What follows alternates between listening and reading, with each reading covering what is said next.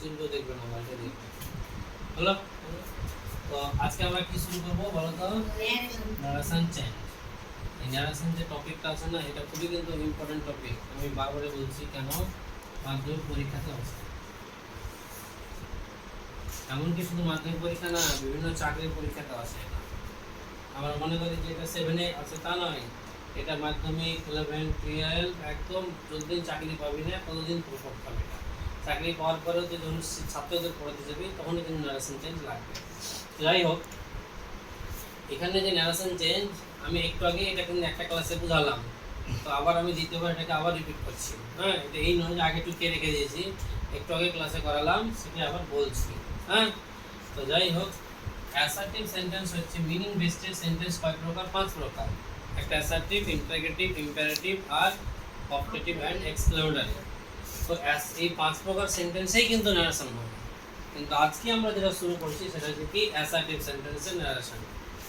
নারেশনের বাংলা মানে হলো উক্তি পরিবর্তন। উক্তি মানে কথা। কথা বলতে কেমন, যে মানুষ কথা বলে কেউ সরাসরি আর কেউ বলে ঘুরিয়ে। তো তুই বলেন অনেক সময় যে তোর ক্ষমতা থাকলে তুই ডাইরেক্ট এসে আমাকে বল, তুই ইনডাইরেক্ট কেন বলছিস? তখন ডাইরেক্ট একটা স্পিচ, ডাইরেক্ট স্পিচ আর ইনডাইরেক্ট স্পিচ। নারেশনকে আবার স্পিচও বলে, ডাইরেক্ট আর একটা ইনডাইরেক্ট। তো যখন কমা আবার ইনভার্ট কমা এরকম ভাবে থাকবে তো সেটাকে বলা হবে ডাইরেক্ট স্পিচ। ঠিক আছে? তো এখানে দেখো, অ্যাসার্টিভ সেন্টেন্সে নারেশন করতে গেলে আমাদেরকে প্রথমে যেটা জানতে হবে যে টেন্সের পরিবর্তন। কোন টেন্সে থাকলে কোন টেন্সের পরিবর্তন করতে হয়। এটা যদি প্রেজেন্টে থাকে, প্রেজেন্ট ইনডিফিনিট মানে পাস্ট ইনডিফিনিটে করতে হবে। প্রেজেন্ট কন্টিনিউয়াস থাকলে পাস্ট কন্টিনিউয়াসে, পাস্ট ইনডিফিনিট থাকলে পাস্ট পারফেক্টে, পাস্ট কন্টিনিউয়াস থাকলে পাস্ট পারফেক্ট কন্টিনিউয়াসে, পাস্ট পারফেক্ট থাকলে বা নো চেঞ্জ। বোঝা গেল কথাটা কি বললাম? এবার দেখো, এক সময় কিন্তু চেঞ্জ হবে না। কখন চেঞ্জ হবে না? রিপোর্টিং ভার্ব যেটা আছে সেড, এই রিপোর্টিং ভার্ব যদি প্রেজেন্ট ফর্মে থাকে অর্থাৎ ভার্বের ফার্স্ট ফর্মে থাকে তাহলে কিন্তু এই টেন্সের কোনো পরিবর্তন হবে না।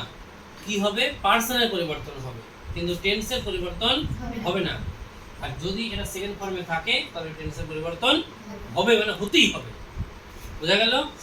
এবার কিছু কিছু সময় হবে না, সেটা কেমন? রিপোর্টিং ভার্ব সেট আছে, এটা কিছু সময় পরিবর্তন হবে না। কোন সময়? যেটা ইউনিভার্সাল ট্রুথ, যেটা ডেইলি ওয়ার্ক। যখন ইউনিভার্সাল ট্রুথ কোনটা? The sun rises in the east, সূর্য পূর্ব দিকে উদিত হয়, এটা কি চিরন্তন সত্য, ইউনিভার্সাল ট্রুথ। আর ইউনিভার্সাল ট্রুথ হওয়ার জন্য এই টেন্সে কিন্তু কোনো পরিবর্তন হবে না, সেট থাকুক আর শেষ থাকুক যাই থাকুক। তো এখানে দেখো একটা एग्जांपल দিয়েছি আগে, he said I am well, সে বলল আমি অসুস্থ।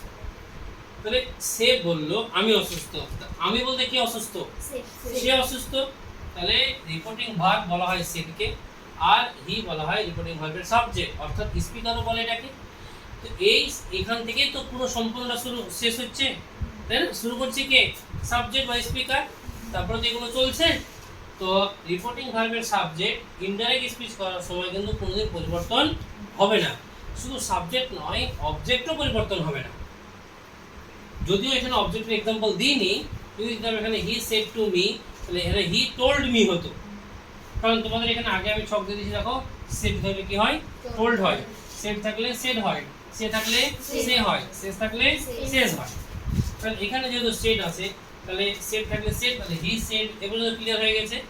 এবার এখানে কিন্তু রিপোর্টিং ভার্ব অবজেক্ট নেই, তাহলে আমাকে বসানোর প্রয়োজন নাই কিছু।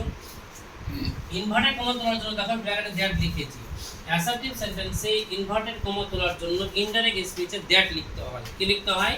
দ্যাট। তাহলে এখানে দ্যাট লিখে দিয়েছি, হি সেড দ্যাট। এবার আই অ্যাম ওয়েল, এটা কিন্তু প্রেজেন্ট ইনডিফিনিট টেন্স। আগে আমরা দেখব এই আই বলতে কোন পারসনকে বোঝাচ্ছে। এখানে সাবজেক্ট একটা আছে হি, তাহলে হি কে বোঝাচ্ছে এখানে। এখানে যদি অন্য কেউ থাকতো, রহিম, করিম, তাহলে কিন্তু রহিম অসুস্থ, সে বলল রহিম অসুস্থ, তো রহিম বলতে কিন্তু হি নয়, রহিমকে বোঝাচ্ছে। তাহলে রহিমকে যখন বোঝাচ্ছে রহিমই বসে যাবে, যেহেতু ওর সঙ্গে এরও মিল নাই, কিন্তু আয়ের সঙ্গে এর মিল আছে। এটা প্রোনাউন, এটা প্রোনাউন। এটা দেখো ফার্স্ট পারসন সিঙ্গুলার আর এটা থার্ড পারসন সিঙ্গুলার। তাহলে এখানে আই বলতে হি, তাহলে হি বসিয়েছে। এবার দেখো সেটটা ভার্বে কোন ফর্মে আছে? সেকেন্ড ফর্মে, ফার্স্ট পারসন ফর্মে। তাহলে এম এর সেকেন্ড ফর্ম কি হয়ে যাবে? ওয়াজ। তাহলে হি ওয়াজ ওয়েল। দেখো তোমাদের একটা এবার নিজে আমি করতে দিলাম, এটা করে আমাকে দেখাও, তাহলে বলবো যে হ্যাঁ। তো আমি এটা আরেকবার বুঝিয়ে দিচ্ছি, দেখে নাও। তো হি, এবার হি বসালাম এখানে, শেষ থাকলে কি বলেছি শেষ। এবার ইনভার্সন রুলের জন্য কি বসাবো দ্যাট বসাবো। তারপর আই বলতে এখানে হি বসালাম। এবার যেহেতু এটা শেষ আছে মানে টেন্সে কোনো পরিবর্তন হবে না। যদি এখানে সেট থাকতো তাহলে এটা কি হয়ে যেত গোটা ওয়েন, কারণ এটা প্রেজেন্ট ইনডিফিনিট আছে, তাহলে কিসে পরিবর্তন হবে পাস্ট ইনডিফিনিটে। তাহলে হি সেজ দ্যাট, হি এখানে কোনো পরিবর্তন হবে না কারণ এখানে সেজ আছে, তাহলে হি গো টু স্কুল।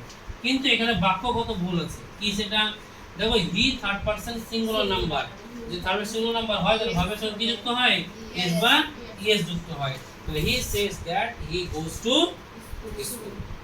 এই হচ্ছে অ্যাসার্টিভ সেন্টেন্স অ্যানালাইসিস। আর অনেক एग्जांपल আমরা দেব, আর সেই एग्जांपल দ্বারা আমরা অনেক নতুন নতুন নিয়ম বুঝবো অ্যাসার্টিভ সেন্টেন্স।